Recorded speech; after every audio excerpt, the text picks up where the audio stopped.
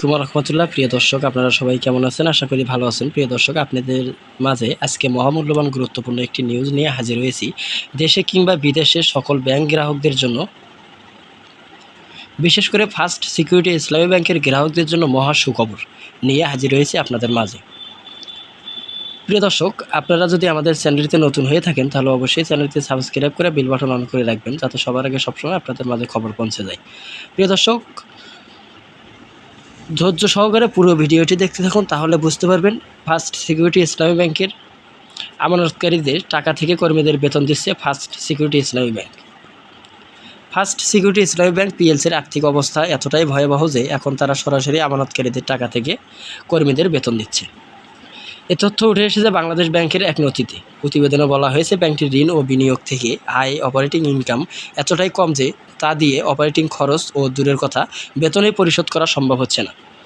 বাংলাদেশ ব্যাংকের নথি অনুযায়ী গত বছরের ডিসেম্বর পর্যন্ত ব্যাংকটির অপারেটিং ইনকাম মারাত্মক 4,308 কোটি টাকা আর বেতন ভাতা ব্যয় 652 কোটি টাকা, অর্থাৎ কর্মীদের বেতন আমানতকারীদের টাকা থেকে বাদ দেওয়া হয়েছে বলে জানান কেন্দ্রীয় ব্যাংক।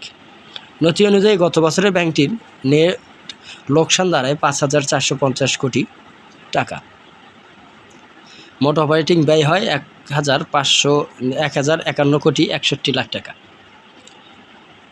বাংলাদেশ ব্যাংকের চেয়ারম্যান চিঠি দিয়ে জানায়, তাদের পরিদর্শনে ব্যাংকটিকে সুশাসনের গুরুত্বর ব্যর্থতা ধরা পড়েছে। চিঠিতে বলা হয়, ভুয়া কাগজপত্র ও ত্রুটিমূলক মূল্যায়নের ভিত্তিতেই বিনিয়োগ অনুমোদন দেওয়া হয়েছে এবং যথাযথ যাচাই বাছাই করা হয়নি। চিঠিতে আরও বলা হয়েছে, এসালম গ্রুপের বহু বিনিয়োগের সর্বশেষ উপকারভোগী মালিক হিসেবে নিশ্চিত করা হয় এবং বলা হয় প্রতিষ্ঠানটি তহবিলের আত্মসাতের সঙ্গে জড়িত।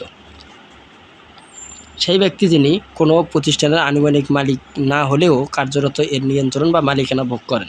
চিঠিতে আরও বলা হয়, ব্যাংকের সুশাসন সংকটের মহামারীর মতো ছড়িয়ে পড়েছে, যার মধ্যে রয়েছে নিয়মভঙ্গ, ইসলামী ব্যাংকিং নীতির অপব্যবহার, নথি জালিয়াতি, তহবিল আত্মসাৎ ও প্রভাবশালী স্বার্থগোষ্ঠীর হাতে নিয়ন্ত্রণ কেন্দ্রীভূতকরণ। কেন্দ্রীয় ব্যাংক উল্লেখ করেছে, ঋণ পরিশোধের বরাবর সময় বাড়ানোর আবেদন এবং সময় মতো ঋণ নিষ্পত্তির ব্যর্থতা ব্যাংকটির গুরুত্ব তারল্য সংকট তুলে ধরেছে।